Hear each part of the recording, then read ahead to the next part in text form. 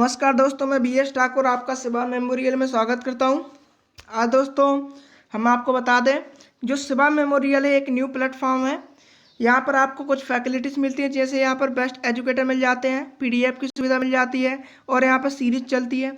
जब कोई कोर्स ख़त्म होता है तो हम एक सीरीज करवाते हैं उसकी। जैसे हम एमपी ख़त्म करेंगे तो एमपी की सीरीज करवाएंगे। तो आपको क्या करना है, सबसे पहले मेरे चैनल को सब्सक्राइब करना है और मेरी लाइव क्लास में भी आना है। मेरी लाइव क्लास रोज़ शाम 6:30 बजे रहती है। रोज़ शाम 6:30 बजे मेरी लाइव क्लास रहती है, तो आपको मेरी लाइव क्लास ज्वाइन करना है। और यदि आपको हमारे पीडीएफ चाहिए है तो आपको क्या करना पड़ेगा, टेलीग्राम चैनल ज्वाइन करना पड़ेगा। टेलीग्राम की लिंक मैंने अपने डिस्क्रिप्शन में दे दी है। तो आपको क्या करना है, सिंपली आपको टेलीग्राम लिंक पर क्लिक करना है और आपको टेलीग्राम चैनल ज्वाइन कर लेना है। तो आपको क्या मिलेगा, यहाँ पर पीडीएफ की सुविधा मिल जाएगी और यदि हमारी क्लास रहती है या नहीं रहती है उसके बारे में जानकारी मिलेगी। और पीडीएफ की और क्या और वीडियो की लिंक भी वहीं पे मिल जाएगी। ठीक है दोस्तों, तो आज हम कुछ पढ़ने वाले हैं। तो आज हम किले की बात करेंगे। सॉरी दोस्तों, आज हम गुफाओं की बात करेंगे। आज हम गुफाएं पढ़ने वाले हैं एमपी की। तो एमपी की पूरी गुफाएं पढ़ेंगे, ठीक है। और एक एमपी की ऐसी गुफा पढ़ेंगे जहाँ लोग जाने से डरते हैं। जहाँ लोग जाने से डरते हैं उस गुफा की बात भी करेंगे। ठीक है दोस्तों, चलिए तो दोस्तों आज हम एमपी की गुफाएं पढ़ते हैं। पहली हमारी गुफा है भीमबेटका की गुफा। जो भीमबेटका की गुफा है ये विश्व का सबसे बड़ा गुफा संगम है। भीमबेटका की गुफाएं विश्व की सबसे बड़ी गुफाएं में आती है। और भीमबेटका गुफाओं की खोज किसने की थी, विष्णु बाकड़कर ने की थी। भीमबेटका गुफाओं की खोज विष्णु बाकड़कर ने की थी। तो अब इसको ध्यान कैसे रखा जाए, तो जो भीम थे, पांडव थे, तो भीम विष्णु जी से राय मांग रहे थे। किससे राय मांग रहे थे, विष्णु जी से।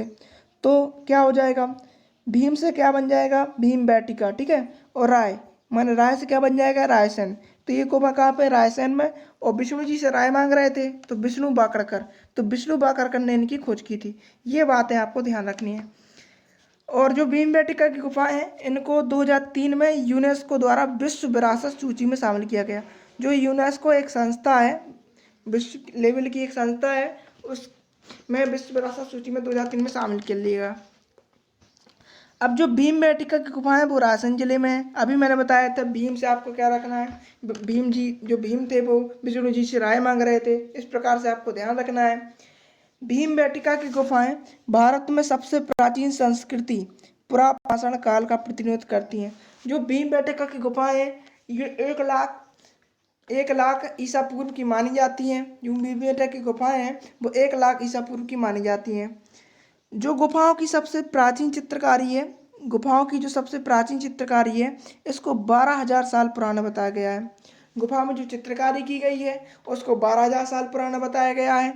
और जो मध्य प्रदेश का रायसेन जिला है उसमें स्थित भीमबेटका की गुफाएं चारों तरफ से विंध्याचल पर्वतमाला से घिरी हुई हैं, ठीक है, जिनका संबंध नवपाषाण काल से है। जो भीमबेटका की गुफाएं हैं ये विंध्य पर्वतमाला श्रेणी में आती हैं, क्योंकि विंध्याचल पर्वतमाला मालवा से लेकर कटनी तक है, ठीक है। इस प्रकार आप ध्यान रखेंगे भीमबेटका की गुफाएं। इसके बाद हम बात करते हैं उदयगिरी की गुफाएं। उदयगिरी की गुफाएं कहाँ पर हैं, उदयगिरी की गुफाएं विदिशा जिले में है, ठीक है। जो उदयगिरी की गुफाएं हैं वो विदिशा जिले में स्थित है। इन गुफाओं को पहले नीचेगिरी के नाम से जाना जाता था। जो उदयगिरी की गुफाएं हैं इन्हें पहले नीचेगिरी के नाम से जाना जाता था। जो बेसनगर है विदिशा, जिसका प्राचीन नाम क्या था, विदिशा या बेसनगर, इसी को भिलसा कहते हैं, ठीक है। ये विदिशा माने उदयगिरी किसका माने विदिशा का ही उपनगर था, ठीक है। जो विदिशा का उपनगर कौन था,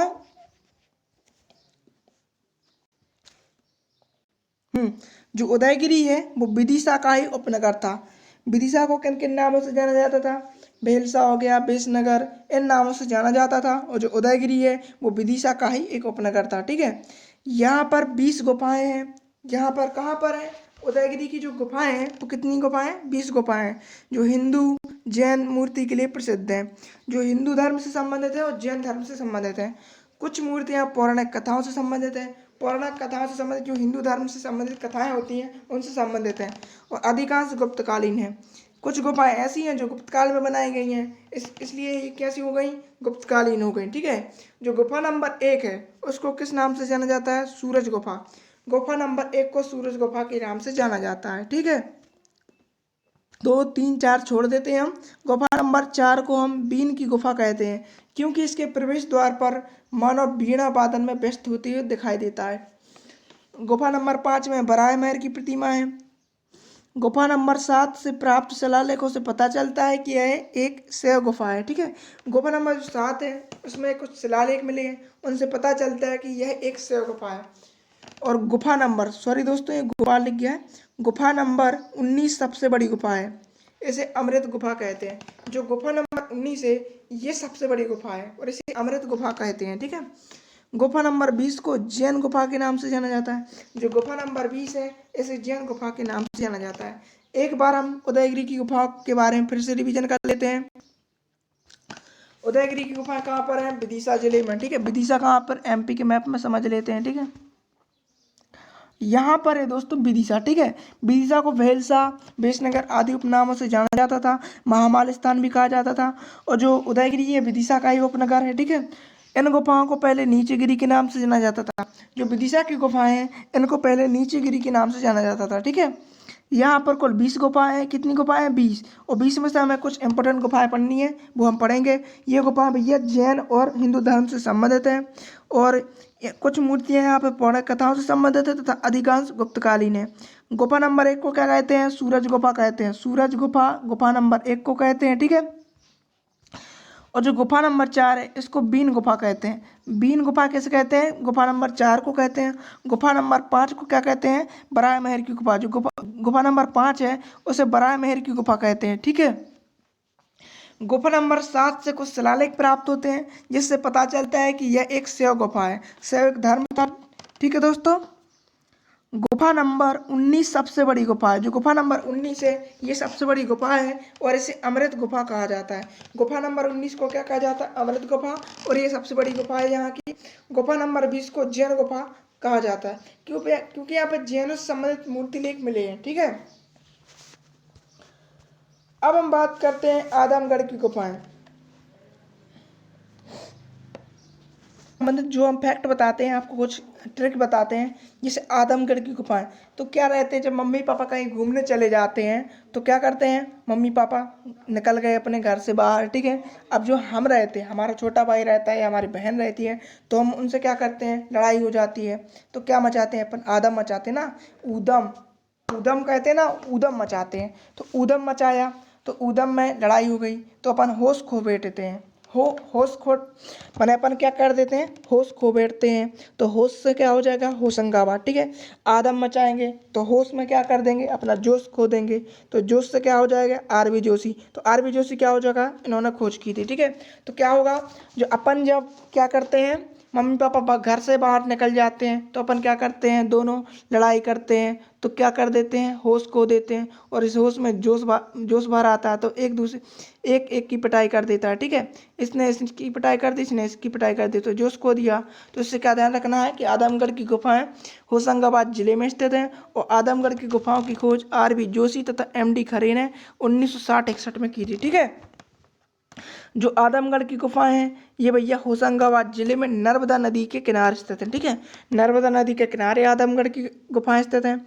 और ये गुफाएं हैं, यहाँ से क्या मिले हैं? पशुपालन के साक्ष्य। पशुपालन के यहाँ से साक्ष्य मिले हैं। आदमगढ़ भीमबेटका से लगभग 40 किलोमीटर की दूरी पर स्थित है। देखो होशंगाबाद यदि हम बात करें तो होशंगाबाद और यहाँ पर रायसेन। ठीक है, तो ये इनके बीच में जो भीमबेटका और आदमगढ़ की गुफाओं के बीच में जो अंतराल है वो 40 किलोमीटर का है। ठीक है, ये सब बातें मैं आपको बता रहा है तो आपको क्या करना है, ध्यान रखना है। ठीक है, अब हम बात करते हैं बृहत्तरी की गुफाएं। बृहत्तरी की गुफाएं कहाँ पर है? बृहत्तरी की गुफाएं भैया उज्जैन जिले में है। बृहत्तरी की गुफाएं उज्जैन में है। इन गुफाओं का निर्माण राजा बृहत्तरी के सम्मान में परमार शासकों ने करवाया था। जो परमार शासक थे, परमार शासकों ने क्या करवाया? राजा बृहत्तरी के सम्मान में इन गुफाओं का निर्माण करवा दिया। कहाँ पर? उज्जैन में। इन गुफाओं की संख्या 9 है और ये खंडित हो चुकी है।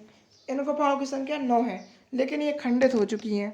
ठीक है, इतना सब हमें बृहत्तरी की गुफाओं के बारे में ध्यान रखना है। इसके बाद हम बात करते हैं बाघ की गुफाएं। बाघ की गुफाएं इंपॉर्टेंट है। जो बाघ की गुफाएं ये बौद्ध धर्म से संबंधित है, इतना बात ध्यान रखना। और जो बाघ की गुफाएं हैं ये गुप्त काल में बनाई गई थी। बाघ की गुफाएं वो गुप्त काल में बनाई गई थी। जो बाघ की गुफाएं हैं वो एमपी के धार जिले के बाघ नामक स्थान या बाघ नामक गांव में स्थित हैं। ठीक है, ये गुफाएं 5वीं सदी की गुफाएं। ये गुफाएं कौन सी सदी की? 5वीं सदी की गुफाएं। और इनकी संख्या 9 है, जिनमें से 4 नष्ट हो चुकी हैं और केवल 5 ही बची हुई हैं। ये गुफाएं कैमी सदी की है? 5वीं सदी की गुफाएं। पहले इनकी संख्या 9 थी, लेकिन इनमें से 4 नष्ट हो गई हैं और सिर्फ 5 ही बची हैं। बाघ की गुफाएं बौद्ध धर्म से संबंधित हैं, जिनका निर्माण गुप्त काल में हुआ था, ये हमने बताया था। गुफा में की गई चित्रकारी को फ्रेस्को मुराल पेंटिंग कहा जाता है। जो गुफा में चित्रकारी की गई है उसको फ्रेस्को मुराल पेंटिंग कहा जाता है। ठीक है, इन गुफाओं की खोज डेंजर फील्ड ने 1818 में की थी। अब गुफाओं की खोज को कैसे ध्यान रखा जाएगा? तो बाघ, बाघ को क्या कहते हैं? लायन कहते हैं। ठीक है, तो बाघ कैसा रहता है? डेंजर रहता है, खतरनाक रहता है। खतरनाक को हम क्या बोलते हैं? डेंजर। तो इससे क्या आपको ध्यान रखना है? Danger field. तो डेंजर फील्ड ने 1818 में इन गुफाओं की खोज की थी। ये गुफाएं एमपी के धार जिले में स्थित हैं। इन गुफाओं की खोज डेंजर फील्ड ने की थी। ये गुफाएं 5वीं सदी की गुफाएं हैं। इनकी संख्या 9 थी, लेकिन 4 नष्ट हो चुकी हैं और केवल 5 ही गुफाएं बची हुई हैं। ये गुफाएं बौद्ध धर्म से संबंधित हैं। इन गुफाओं का निर्माण गुप्त काल में हुआ था और गुफा में की गई चित्रकारी को फ्रेस्को मुराल पेंटिंग कहा जाता है। फ्रेस्को मुराल पेंटिंग, गुफा में की गई चित्रकारी को फ्रेस्को मुराल पेंटिंग कहा जाता है। इन गुफाओं की खोज किसने की थी? डेंजर फील्ड ने। इतना सब हमें बाघ की गुफाओं से ध्यान रखना है। ठीक है, इसके बाद हम बात करते हैं पांडव की गुफाएं। ये थोड़ा दोस्तों इंपॉर्टेंट है, इसको आप थोड़ा अच्छे पढ़ना। जो पांडव गुफाएं ये कहाँ पे भैया? पचमढ़ी। पचमढ़ी कहाँ पे? होशंगाबाद। ठीक है, तो पचमढ़ी में ये स्थित है पांडव गुफाएं। ठीक है, पचमढ़ी में स्थित पांडव गुफाएं 5 छोटी पहाड़ियों का एक समूह है।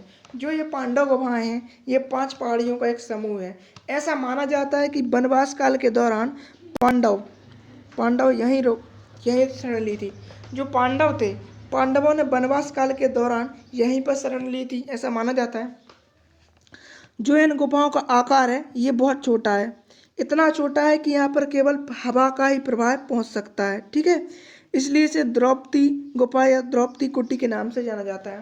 जो ये गुफाएं हैं ये आकार में बहुत ज़्यादा छोटी हैं और ऐसा माना जाता है कि यहाँ पर केवल हवा का ही प्रवाह हो सकता है, इसलिए इसे द्रौपदी कुटी या द्रौपदी गुफा कहा जाता है। जो पुरातात्विक साक्ष्य मिले हैं, खुदाई में मिले हैं, उनके अनुसार इन गुफाओं का निर्माण बौद्ध साधुओं ने 1ली शताब्दी में करवाया था। जो बौद्ध साधु हुए थे उन्होंने यहाँ पर समाधि लेने के हिसाब से इन 1ली शताब्दी में इन गुफाओं का निर्माण करवाया था, क्योंकि वे लोग इस स्थान का उपयोग शरण लेने के लिए करते थे। वही मैंने बताया था, समाधि या शरण, यहीं पे वो अपने ध्यान लगाते थे, इसलिए उन गुफाओं का निर्माण करवाया था। परंतु जो यहाँ के स्थानीय लोग हैं, यहाँ के जो आसपास के गांव वाले लोग रहते हैं, वे इन गुफाओं को पांडव गुफाओं के नाम से अधिक प्रसिद्ध करते हैं, कि वो मानते हैं कि यहाँ पर पांडव निवास करते थे, पांडवों ने यहीं पर शरण ली थी, वो ऐसा मानते हैं जो आसपास के स्थानीय लोग रहते हैं। जो पांडव गुफाएं हैं ये प्राकृतिक रूप से खुदी हुई सुंदर गुफाएं। पांडव गुफाएं कैसी हैं? प्राकृतिक रूप से खुदी हुई सुंदर गुफाएं। ये सब बातें आपको ध्यान रखनी है। एक बार रिपीट कर देते हैं। पांडव गुफाएं भैया पचमढ़ी में स्थित 5 छोटी पहाड़ियों का एक समूह है। ऐसा माना जाता है कि वनवास काल के दौरान पांडवों ने यहीं पर शरण ली थी। ये गुफाएं आकार में बहुत छोटी हैं और तुलनात्मक रूप से यहाँ पर केवल हवा ही पहुँच सकती है, इसलिए इसे द्रौपदी गुफा भी कहते हैं। कौन सी गुफा? द्रौपदी गुफा भी कहते हैं। पुरातात्विक प्रमाण कहते हैं कि इन गुफाओं का निर्माण बौद्ध साधुओं ने, किसने करवाया था? बौद्ध साधुओं ने करवाया था, क्योंकि वे लोग इस स्थान का उपयोग शरण लेने के लिए करते थे। परंतु स्थानीय लोग के अनुसार ये पांडव गुफाएं हैं। ठीक है, पांडव गुफाएं प्राकृतिक रूप से खुदी हुई सुंदर गुफाएं, ये बहुत अधिक सुंदर गुफाएं हैं। ठीक है दोस्तों, इसके बाद हम कुछ फैक्ट की बात कर लेते हैं। इतनी गुफाएं हमने जानी, अब फैक्ट के बारे में जान लेते हैं। ठीक है, फैक्ट बाय फैक्ट गुफाओं के बारे में पढ़ेंगे।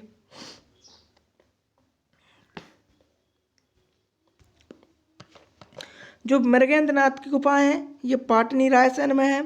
जो सारामारू की गुफा है ये पानगुड़ारिया, और सारामारू गुफा में ऐसा माना जाता है कि यहाँ पर भूत रहते हैं, इसलिए इन गुफाओं में लोग जाया नहीं करते। ठीक है, सारामारू की गुफाएं आपको ध्यान रखनी है। सारामारू की गुफाएं भूतों के लिए प्रसिद्ध है और यहाँ पर लोग जाया नहीं करते, और ये पानगुड़ारिया सीहोर में स्थित है। ठीक है, पानगुड़ारिया सीहोर में स्थित है। और जो बिलोबा की गुफाएं हैं ये कहाँ पर स्थित है? ग्वालियर में। ठीक है, जो बिलोबा की गुफाएं हैं ये ग्वालियर में है। शंकराचार्य की गुफाएं ओमकालेश्वर में है। ऐसा माना जाता है कि शंकराचार्य 1200 किलोमीटर चलकर दक्षिण भारत से ओमकालेश्वर आए थे। ठीक है, और यहाँ पर शंकराचार्य की गुफाएं हैं। ठीक है, देवनाला की गुफाएं, जो देवनाला की गुफाएं वो डिंडोरी में है। देवनाला की गुफाएं कहाँ पर है? डिंडोरी में। ये सब गुफाएं आपको पढ़ना है दोस्तों। जटाशंकर, जटाशंकर की गुफाएं कहाँ पर है? ये पचमढ़ी में है। पांडव गुफाएं, जटाशंकर गुफाएं ये भैया पचमढ़ी में स्थित है। बांधवगढ़ की गुफाएं बांधवगढ़ नेशनल पार्क में है। रीछगढ़ की गुफाएं सतपुड़ा नेशनल पार्क में है। काजल रानी की गुफाएं ये भैया मानधाता खंडवा में, मानधाता नगरी खंडवा में है, तो ये काजल रानी की गुफाएं भी खंडवा में हो जाएंगी। अब जो गोविंद भागवत पाद की गुफाएं हैं ये ओमकालेश्वर खंडवा में है। और इसके अलावा शंकराचार्य की गुफाएं भी ओमकालेश्वर खंडवा में है। शंकराचार्य के गुरु गोविंद भागवत पाद थे और ये 1200 किलोमीटर चलकर ओमकालेश्वर आए थे। कौन आए थे? शंकराचार्य, अपने गुरु भागवत पाद के लिए। ठीक है, और जो देवनाला की गुफाएं अभी मैंने बताया था, देवनाला की गुफाएं कहाँ पर है? डिंडोरी में। धमनारी की गुफाएं कहाँ पर है? मंदसौर में। माड़ा गुफाएं सिंगरौली में है। जो माड़ा की गुफाएं है वो सिंगरौली में है। सिद्ध बाबा की गुफाएं कहाँ पर? निवाड़ी। आपचंद की गुफाएं कहाँ पर है? सागर। सागर में कहाँ पर है? सागर में गढ़ाकोटा से 14 किलोमीटर दूर सागर रोड पर ये गुफाएं हैं। ये हमारे घर से पास है दोस्तों, ये गुफाएं हमारे घर से पास हैं। मेरे घर से 30 किलोमीटर दूर है ये गुफाएं, इसलिए मुझे इसके बारे में कुछ ज़्यादा पता है डिटेल। आपचंद की गुफाएं बहुत अच्छी गुफा है। यहाँ पर एक पीछे वाला दरवाज़ा है, पीछे वाला जो गुफा केंद्र है वहाँ पे ऐसा माना जाता है कि वहाँ से किसी को जाने नहीं दिया जाता, क्योंकि वहाँ पर बहुत सारे कीड़े मकोड़े रहते हैं, काटने की वजह से नहीं जाने दिया जाता। आपचंद की गुफा में जो पीछे वाला दरवाज़ा है गुफाओं का।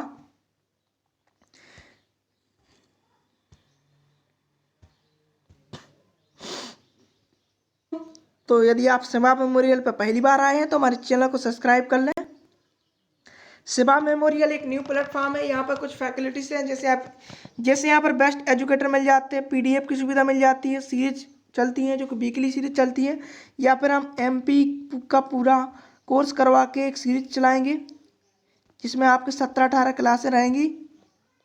तो क्या करना है आपको? सबसे पहले मेरे चैनल को सब्सक्राइब करना है और रोज़ शाम 6:30 बजे आपको मेरी लाइव क्लास ज्वाइन करना है। और यदि आपको पीडीएफ चाहिए तो आपको टेलीग्राम ज्वाइन करना पड़ेगा, और टेलीग्राम की लिंक आपको डिस्क्रिप्शन में मिल जाएगी। तो आपको क्या करना है? डिस्क्रिप्शन में जाकर टेलीग्राम लिंक पर क्लिक करना है और आपको हमारा टेलीग्राम चैनल ज्वाइन कर लेना है। वहाँ पर आपको पीडीएफ मिल जाएगा, मेरी वीडियो की लिंक मिल जाएगी, और यदि क्लास रहती है या नहीं रहती उसके बारे में सूचना भी मिल जाएगी। ये सभी जानकारी आपको टेलीग्राम पर मिलेंगी। ठीक है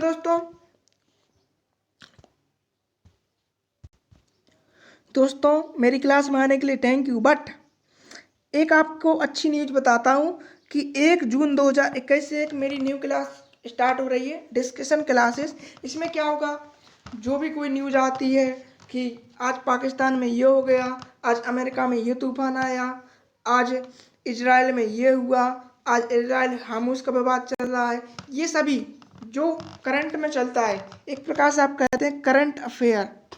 तो करंट अफेयर जैसी क्लास रहेगी ये, करंट अफेयर जैसी ये क्लास रहेगी हमारी, और 1 जून 2021 से ये शुरू होने वाली है। ठीक है, 1 जून 2021 से ये रोज़ सुबह 7 बजे रहेगी, ये रोज़ सुबह 7 बजे रहेगी।